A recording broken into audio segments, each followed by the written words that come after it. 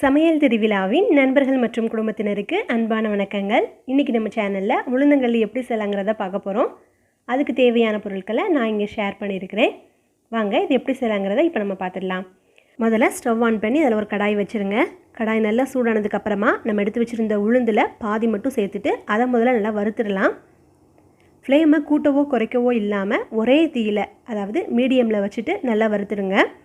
உளுந்து நல்லா வறுபட்டுருச்சு அப்படின்னா அதோட கலரும் நல்லா ப்ரௌன் ஆகும், அதே நேரம் வாசனையும் நல்லா கமகமன்னு இருக்கும். அவ்வளோதான், இது நல்லா வறுபட்டுருச்சு. இதே மாதிரி மிச்சம் இருக்கிற உளுந்தையும் சேர்த்துட்டு நல்லா வறுத்து எடுத்துடலாம். நான் இன்றைக்கி 200 கிராம் உளுந்து எடுத்துருக்கிறேங்க. இது 6லேருந்து 7 பேர் வரைக்கும் தாராளமாக சாப்பிடலாம். இந்த கருப்பு உளுந்தில் ஏகப்பட்ட சத்துக்கள் இருக்குதுங்க. கருப்பு உளுந்துக்கு பதிலாக வெள்ளை உளுந்து பயன்படுத்தலாமா அப்படின்னா பயன்படுத்தலாம். ஆனால் நல்ல சுவையும் சத்தும் இருக்கிறது இந்த கருப்பு உளுந்து தான். அதனால் கூடுமான வரை நீங்கள் இந்த கருப்பு உளுந்துலே செஞ்சு பாருங்கள். இப்போ இது நல்லா வறுபட்டுருச்சு. இப்போ இதை ஒரு பிளேட்டுக்கு மாற்றிட்டு அப்புறம் இதே கடாயில் 2 டேபிள் ஸ்பூன் பச்சரிசி சேர்த்துக்கோங்க. அதையும் நல்லா ட்ரை ரோஸ்ட் பண்ணிடலாம். அரிசி நல்லா பொரிஞ்சு நல்லா கோல்டன் ப்ரௌனாக வரும் இல்லையா, அப்போது ஸ்டவ் ஆஃப் பண்ணிவிட்டு இந்த அரிசியை நம்ம ஏற்கனவே வறுத்து வச்சுருந்த உளுந்தோடு சேர்த்து நல்லா ஆற விட்டுறலாம். இந்த உளுந்தங்களி பாரம்பரியமாக நம்ம எல்லார் வீட்லேயும் செஞ்சுட்டு வந்தது தாங்க. இது முக்கியமாக பருவமடைந்த பெண்களுக்கும் டெலிவரிக்கு அப்புறம் பெண்களுக்கு ஏற்படுற முதுகு வலி, இடுப்பு வலி, அதாவது அந்த எலும்பு சம்மந்தப்பட்ட பிரச்சனைகள் இருக்கு இல்லையா, அதெல்லாம் வராமல் தடுக்கிறதுக்கு இந்த கருப்பு உளுந்து ரொம்பவே யூஸ்ஃபுல்லானது. இப்போ இது ரெண்டும் நல்லா ஆறட்டுங்க. ஆறினதுக்கப்புறமா நம்ம இதை பவுட்ரு பண்ணிடலாம். அப்புறம் உளுந்தங்களி செய்கிறதுக்கு ரொம்ப முக்கியமான பொருட்களில் ஒன்று கருப்பட்டி. 200 கிராம் உளுந்துக்கு நான் 400 கிராம் கருப்பட்டி எடுத்துருக்கிறேன். இப்போ இதை நல்லா நுணுக்கி வச்சுக்கோங்க. நல்லா நுணுக்குனதுக்கப்புறமா இதை நம்ம கருப்பட்டி பாகு காய்ச்ச போகிறோம். இதுக்கு பதம் எதுவுமே தேவை கிடையாதுங்க. இதில் இருக்கிற தூசி மண்ணை மட்டும் வடிகட்டினா போதும். அதுக்கு ஒரு பேனில் நம்ம நுணுக்கி வச்சுருந்த கருப்பட்டியை சேர்த்துடலாம். இது கூடவே 1 டம்ளர் தண்ணி சேர்த்துக்கோங்க. தண்ணி ரொம்ப சேர்க்க வேண்டாங்க. இதில் ஏதாச்சும் தூசி மண்டி இருந்துச்சுன்னா அதை வடிகட்டதுக்காக மட்டும்தான் நம்ம இதை கரைச்சி எடுத்துக்கிறோம். இப்போ பாருங்கள், இது நல்லா கட்டி இல்லாமல் நல்லா கொதிச்சு வந்துருச்சு. இப்போ இதை ஒரு வடிகட்டி வச்சு வடிச்சிட்டு நம்ம எடுத்துடலாம். அவ்வளோதான். இப்போ இது அப்படியே இருக்கட்டும். அடுத்ததாக நம்ம ஆற வச்சுருந்தோம் இல்லையா உளுந்தும் அரிசியும், அது நல்லா ஆறிடுச்சு. இப்போ இதை நல்லா பவுட்ரு பண்ணி எடுத்துடணுங்க. ஃபுல்லாக பவுட்ரு பண்ண வேண்டாம், ஒரு 90% போல் பவுட்ரு பண்ணி எடுத்துருங்க. இதுதான் நம்ம களி செய்கிறதுக்கு தேவையான மாவு. இதை நீங்கள் மொத்தமாக கூட ரைஸ் மில்லில் கொடுத்து அரைச்சி வச்சுக்கலாங்க. நல்லா அரைச்சி எடுத்துகிட்டு வந்ததுக்கப்புறமா ஒரு நல்ல சம்படத்துலையோ இல்லை ஏர்டைட் கண்டெய்னர்லையோ போட்டு ஸ்டோர் பண்ணி வச்சுக்கோங்க. 2 மாதம் வரைக்கும்னாலும் கெடாமல் இருக்கும்.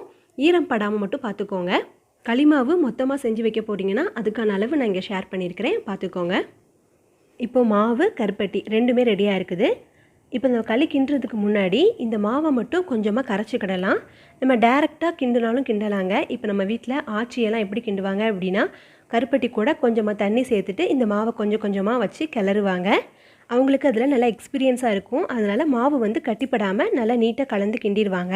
ஆனால் நீங்கள் பிகினர்ஸாவோ இல்லை களி முதல்ல செய்ய போகிறீங்களோ அப்படின்னா இந்த மாதிரி நீங்கள் மாவை கரைச்சிக்கிட்டீங்க அப்படின்னா உங்களுக்கு கிண்டும் போது கட்டி வராமல் இருக்கும். நான் இன்றைக்கி இந்த மாவு கரைக்கிறதுக்கு 3 டம்ளர் தண்ணி சேர்த்துருக்குறேங்க. நீங்கள் எவ்வளோ மாவு எடுக்கிறீங்களோ அந்த அளவுக்கு தண்ணி சேர்த்து கரைச்சிக்கோங்க. அதாவது இட்லி மாவு பதத்துக்கு இருந்தால் போதும். இப்போ களி கிண்ட தொடங்கிடலாம். அதுக்கு ஸ்டவ் ஆன் பண்ணிவிட்டு ஒரு கனமான கடாயை எடுத்து வச்சுக்கோங்க. மெல்லிசான கடாய்னா களி கடாயிலேயே நல்லா ஒட்டிடும். அதனால் கனமான கடாயாக இருந்தால் தான் களி கிண்டுறதுக்கு கரெக்டாக இருக்கும். இப்போ இதில் 2 டம்ளர் அளவு தண்ணி சேர்த்துக்கோங்க. இது நல்லா கொதித்து வரட்டும். நம்ம ஏற்கனவே 3 டம்ளர் தண்ணி சேர்த்து மாவை கரைச்சி வச்சுருந்தோம் இல்லையா, அதையும் இப்போ இதில் சேர்த்துட்டு நல்லா மிக்ஸ் பண்ணி விட்டுறலாம். இப்போது இந்த தண்ணியில் தான் உளுந்து நம்மளுக்கு நல்லா வெந்து வரும். இது சீக்கிரமாக வெந்துருங்க. ஏன்னா நம்ம அரிசியும் உளுந்தையும் நல்லா வறுத்து தானே சேர்த்துருக்குறோம், அதனால் அது ஈஸியாக வெந்துடும். ஆனால் இந்த ஸ்டேஜில் தான் நம்ம கவனமாக பக்கத்தில் நின்று கிண்டி விட்டுட்டே இருக்கணுங்க, இல்லைன்னா அடி பிடிச்சிரும். இப்போ பாருங்கள், நம்ம சேர்த்த தண்ணி எல்லாம் நல்லா உறிஞ்சி உளுந்து நல்லா கெட்டிப்படாமல் நல்லா வெந்து வந்துருச்சு. பார்த்திங்களா, மாவு நல்லா வெந்துருச்சு அப்படிங்கிறது தெரிஞ்சுக்கணும் அப்படின்னா இந்த மாதிரி நம்மளுக்கு பபிள்ஸாக வரும். அப்படின்னா மாவு நல்லா வெந்துருச்சுன்னு அர்த்தம். இந்த ஸ்டேஜில் நம்ம கரைச்சி வச்சுருந்த கருப்பட்டியும் இதில் சேர்த்துடலாம். சேர்த்துட்டு திரும்பியும் நல்லா ஒரு தடவை மிக்ஸ் பண்ணி விடுங்க. இதுவும் அதே மாதிரி தாங்க, பக்கத்துலேயே நின்று கையெடுக்காமல் தொடர்ச்சியாக கிண்டி விட்டுட்டே இருங்க. ஒரு ஸ்டேஜில் கருப்பட்டி இந்த மாவோடு சேர்ந்து நல்லா வெந்து வரும். களி கிண்டும் போதே இதோட வாசனையாக இருந்தாலும் சரி, டெக்ஸ்டராக இருந்தாலும் அப்படியே எடுத்து சாப்பிடும் போல தான் தோணும். அவ்வளோ மணமாக இருக்குங்க. பார்க்குற உங்களுக்குமே இதே மாதிரி தான் தோணும்னு நான் நினைக்கிறேன். இப்போ பாருங்கள், தண்ணிலாம் நல்லா வற்றி அல்வா பதத்துக்கு வந்துருச்சு. இந்த ஸ்டேஜில் நம்ம நல்லெண்ணெய் சேர்த்துடலாம். நான் இன்றைக்கி 150 ml நல்லெண்ணெய் சேர்த்துருக்கிறேன். நல்லெண்ணெயை அப்படியே சேர்க்காமல் பாதி பாதியாக சேர்த்துக்கோங்க. ஃபஸ்ட்டு கொஞ்சமாக சேர்த்துட்டு நல்லா ஒருக்க மிக்ஸ் பண்ணி விடுங்க. களி நம்ம சேர்த்த நல்லெண்ணெயை எல்லாத்தையும் அப்படியே உறிஞ்சிடுங்க. நம்ம எவ்வளோ நல்லெண்ணெய் சேர்த்தாலும் வெளியில் தெரியாது. இது ஓரளவுக்கு நல்லா உறிஞ்சினதுக்கப்புறமா மிச்சம் இருக்கிற நல்லெண்ணெயும் சேர்த்துட்டு இதே மாதிரி நல்லா மிக்ஸ் பண்ணி விட்டுட்டே இருங்க. நம்ம சேர்த்து நல்லெண்ணெய் எல்லாமே களியில் சேர்ந்ததுக்கப்புறம் கொஞ்சம் ஷைனிங்காக இருக்கும் நம்மளுக்கு.